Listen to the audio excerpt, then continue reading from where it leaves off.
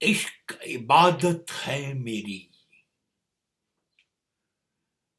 Love is my worship. Love is my prayer. Love is my religion.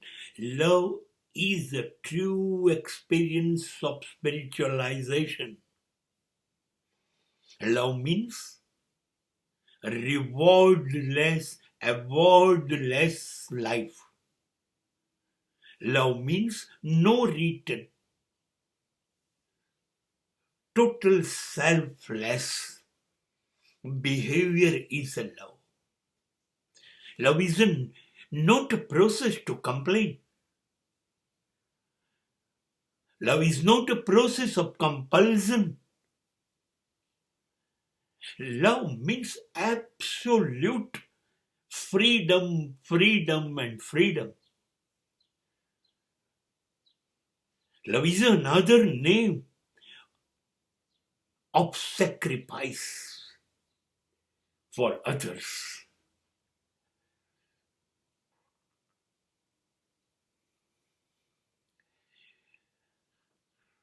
Yes, exactly, we mean it. We mean it.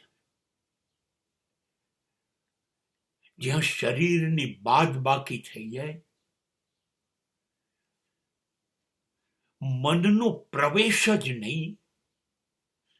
Shut up. કોઈ બુદ્ધિની વાત, દલીલની વાત, તર્કની વાત, સ્વાર્થની વાત, કશું મેળવી લેવાની વાત, ચૂપ થઈ જાઓ, બંધ. આ પ્રેમ નથી. આ પ્રેમ નથી. अगर ये इबादत है मेरी,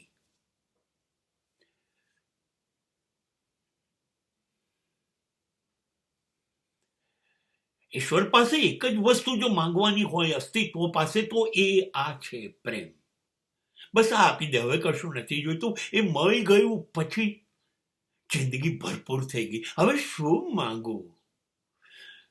મને સમજનારી લાગણીઓ મળી ગઈ, મને સમજનારું એક પાત્ર મળી ગયું,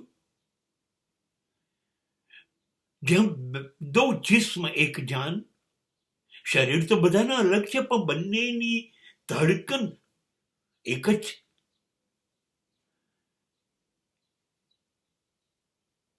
આ મળી ગયું. હવે શું માંગવું યાર? શું માંગવું તારી પાસે? એ પ્રાર્થના થઈ ગઈ. એ ઈશ્વર તરફ જવાનો રસ્તો થઈ ગયો. એક પાત્ર એવું મળ્યું જેમાંથી કંઈ જોઈતું નથી. બધું આપી દઉં, ખુવાર થઈ જવું, બદનામ બરબાદ થઈ જવું, લૂંટાઈ જવું, કશું ના બચી જવું. એવું પાત્ર તો આપ. એવું પાત્ર મળી જવું એ સાક્ષાત્કાર છે. એ સાક્ષાત્કાર છે. અને એની સાથે આ રીતે જીવાય એ ઇબાદત છે. એ 5 ટાઈમની નમાજ છે. એ આપણી ત્રિકાળ સંધ્યા છે. એ આપણી સવાર અને સાંજની આરતી છે. એ આપણું વેદનું ઉપનિષદ અને ઉપનિષદનું જીવનો ઉપનિષદમાં થયેલું રૂપાંતર એ પ્રેમ છે.